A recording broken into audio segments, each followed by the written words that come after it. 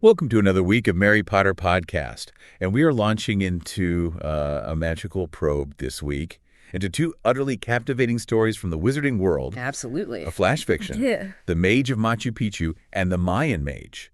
Now forget those dusty history books, because these tales are like secret documentaries, revealing these hidden magical threads woven right into the fabric of real-world historical events, specifically those moments of intense cultural clash. Yes. You wanted knowledge that sticks, Yeah. delivered in a way that feels more like a thrilling adventure than a lecture.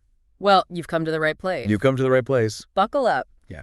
These aren't just whimsical stories about wizards doing fantastical things for the sake of it. They offer a unique lens Yeah. through which to view pivotal historical moments. Think about it, magic, operating behind the scenes as civilizations collide. Now we'll be looking at the Mage of Machu Picchu first, which plunges us right into the 16th century Andes, where an Incan mage steps up to defend the sacred, and perhaps magically significant, city of Machu Picchu against the Spanish conquistadors. And then we journey north to explore the Mayan Mage, set on the very cusp of the Spanish conquest in Mesoamerica. This story follows a young Mayan mage on a critical mission to safeguard a powerful artifact, promising to reveal some fascinating secrets about the Mayan civilization along the way. What's particularly striking about both of these slash fiction stories is that the adversaries aren't mythical beasts or dark lords in the traditional fantasy sense. Instead, our mages face the very real and historically significant forces of invasion and conquest. Exactly, we'll be examining how these individuals wield their unique magical abilities. When confronted by a technologically superior enemy, it's this compelling what-if scenario, firmly rooted in historical context. So prepare to have your understanding of both history and magic subtly and perhaps surprisingly shifted. Let's kick off this magical probe by diving into the Mage of Machu Picchu. Okay, what were your initial impressions of this particular flash fiction story? Well, one of the first things that grabbed me was the reimagining of Machu Picchu itself, not just as this incredible archaeological site, but as a potential sanctuary built for mages. I mean, that single idea completely reframes how you think about its history and purpose, doesn't it? It does. And then you have Ayar, this young mage, whose prophetic visions of the coming threat are initially dismissed by the established council. It brings up this really interesting dynamic about how new or unconventional perspectives, especially from younger individuals, can often be overlooked, even when they hold vital information. That's a crucial point. It's a dynamic we see play out repeatedly throughout history, this resistance to new ideas, especially from those perceived as less experienced or outside the traditional power structures. What might be the strategic implications for a society when it disregards the warnings of its younger generation, even if those warnings seem outlandish at the time, in Ayar's case? His connection to the potential danger seems deeply intuitive, almost primal, while the council relies on established doctrines and perhaps a degree of complacency in their perceived isolation. Right, he's the classic underdog figure, isn't he? Barely 16, his earth-weaving skills still developing, yet he's the only one who truly grasps the gravity of the approaching threat.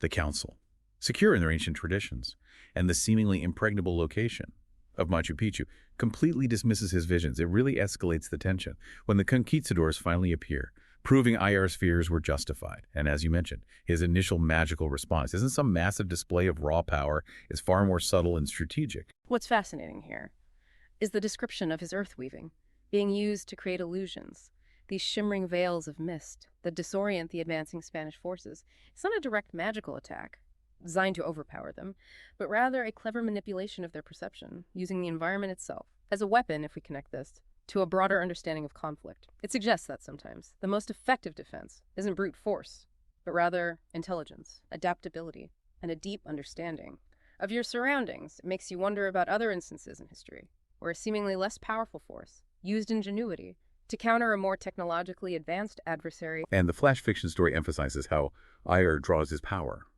from this intricate network of stone and ley lines that crisscross Machu Picchu. You might not be familiar with the term. Think of ley lines as these invisible energy pathways, believed by some to run through the earth, connecting significant sites. The story suggests that Machu Picchu is built upon a particularly potent convergence of these lines, making it a natural wellspring of magical energy that Ayers is learning to tap into. It's almost as if the city itself is a living entity imbued with magic. He's becoming its conduit. But then this element of the Spanish priest, and his darker chanting is introduced, which throws a really interesting complication into the mix. It hints that the invaders might possess their own forms of power, perhaps originating from a different source or belief system entirely. This contrast immediately raises a fundamental question about the nature of these opposing forces. The story doesn't explicitly detail the priest's magic, but Ayar's visceral reaction or recoiling from it suggests that it's something fundamentally different, perhaps even corrupting, or anathema. To the earth-based magic of Machu Picchu, it hints at a clash that goes beyond mere military conquest, a conflict between two distinct spiritual or magical worldviews, and Ayar's subsequent actions, fueled by a fierce protectiveness of his people's ancient knowledge and traditions, mark a significant turning point. In his character arc, he transitions from a disregarded visionary to a determined defender of not just the physical city, but its entire cultural and magical heritage. And in that moment of confrontation, his magic, though perhaps still developing, proves effective. Pizarro and his men, unnerved by the seemingly supernatural crumbling of the earth, are forced to retreat.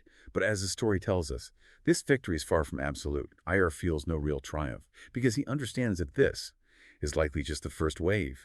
The invaders will undoubtedly return, and they'll be seeking ways to adapt and counter the magic they've encountered. This puts immense pressure on the council to finally heed Ayar's warnings, and for Ayar himself to rapidly develop his abilities and safeguard the ancient lore of his people. Precisely. The ending of the Mage of Machu Picchu underscores the urgent need for the transmission of knowledge across generations. Ayar, who began as a student with the dismissed ideas, is now thrust into the role of a guardian, responsible not only for the physical safety of Machu Picchu, but for the preservation of its magical legacy. In the face of an encroaching and potentially hostile force, it's a powerful narrative about the burden and necessity of leadership emerging in times of crisis, all set against this incredible historical backdrop. So having explored the Andean setting and the earth-based magic of Ayar, let's now turn our magical probe towards a different part of the Americas and delve into the story of the Mayan Mage. Okay, what were your initial thoughts on Itzayana's story? Itzayana is a completely different character from Ayar, isn't she? Yeah. Where he's driven by visions and a sense of impending doom. She's portrayed as restless, yearning for more. Then traditional studies of prophecy, I found that immediate contrast really engaging. It makes her feel more grounded and relatable, someone who might chafe against rigid societal expectations, even without an immediate crisis.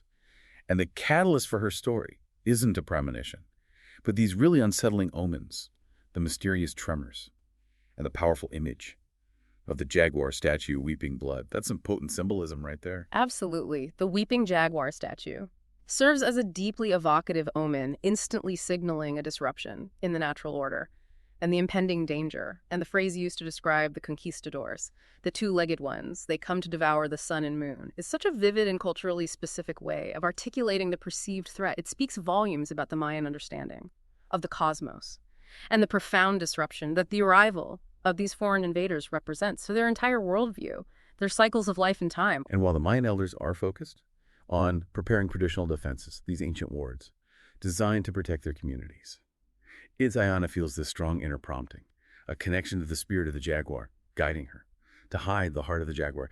This artifact, described as being older than the temples themselves, sounds incredibly significant, almost a foundational element of their civilization. The story mentions it being both a weapon and a key, pulsing with the primordial power of the earth.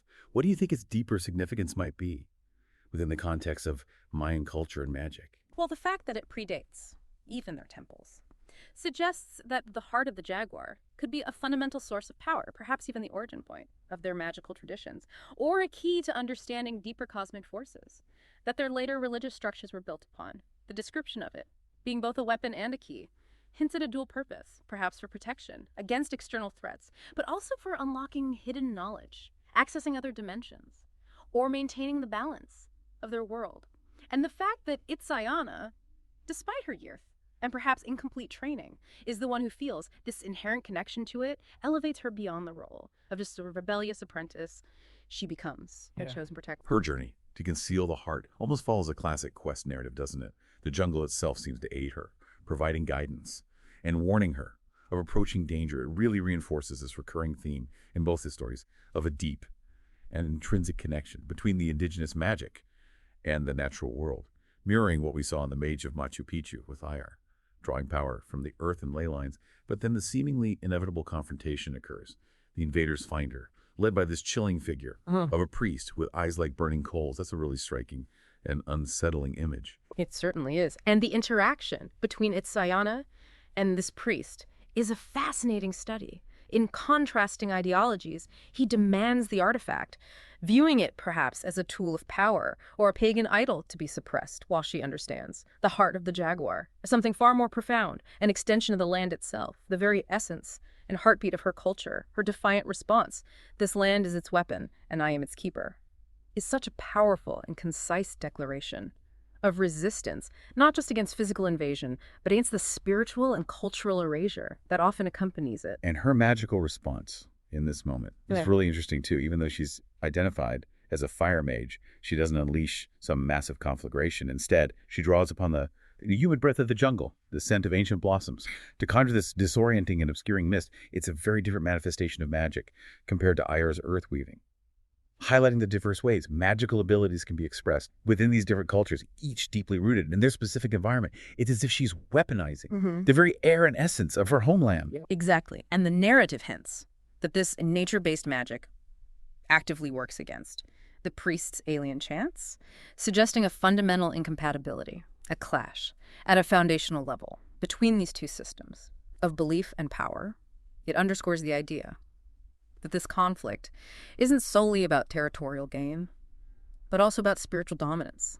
Itzayana's immediate victory, like Ayar's, is portrayed as temporary. She understands the threat remains, however, her personal transformation from a somewhat directionless apprentice to a resolute guardian is complete. She has found her purpose in protecting this vital piece of her cultural heritage. The ending of the Mayan Mage, while acknowledging the looming threat of the Spanish conquest, carries a note of hope, focusing on the resilience of the land and the enduring spirit of the Mayan people, embodied now by Itzayana as the keeper of the heart. It leaves you with a strong sense that while empires may rise and fall, the connection to the land and the core cultural values. So as our magical probe into these two compelling flash fiction stories draws to a close, what key insights have we unearthed? We've seen a powerful recurring theme, the way in which magic, deeply intertwined with the land and ancient traditions, serves as a form of defense against the arrival of the Spanish conquistadors in both the Incan and Mayan civilizations. In the Mage of Machu Picchu, we witness the emergence of Ayar, a young mage initially underestimated by his elders, who harnessed the earth-weaving magic and illusions inherent to the very stones. Yeah. And ollie lines beneath Machu Picchu to temporarily repel Pizarro's forces. You saw how his foresight, initially dismissed as youthful fancy, became crucial to the city's salvation, highlighting the tension between established tradition and the urgent need to adapt to new threats, the story concludes, with a sense of foreboding, emphasizing the critical importance of preserving and passing on ancient knowledge in the face of ongoing conflict. And the Mayan mage introduced us to Itzayana, a young fire mage, whose destiny shifted dramatically when she was called upon to protect the heart of the Jaguar, an artifact of immense antiquity from the Spanish invaders. Her journey revealed hidden dimensions of Mayan culture and a profound connection to the natural world, where the jungle itself became an ally in her resistance. Her defiant stand against the priest, drawing power directly from the land, showcased a different yet equally potent form of magical defense rooted in her cultural identity. What's truly fascinating is how both of these distinct flash fiction stories, despite their different cultural settings and magical traditions, resonate with similar underlying themes of resistance against overwhelming odds, the vital importance of ancient knowledge in times of crisis, and the courage of individuals who rise to become protectors of their heritage. This prompts a really important question for you to consider. How do cultures, whether they possess magic in the traditional sense or not, adapt and strive to survive when confronted by powerful external forces that threaten their way of life? These flash fiction stories offer us far more than just an entertaining glimpse into a fantastical version of history. They provide a unique and thought-provoking lens through which to examine real historical events, encouraging us to consider the unseen forces, be they magical or the more subtle powers of culture and belief, and the enduring resilience of the human and perhaps magical spirit. We hope this magical probe expert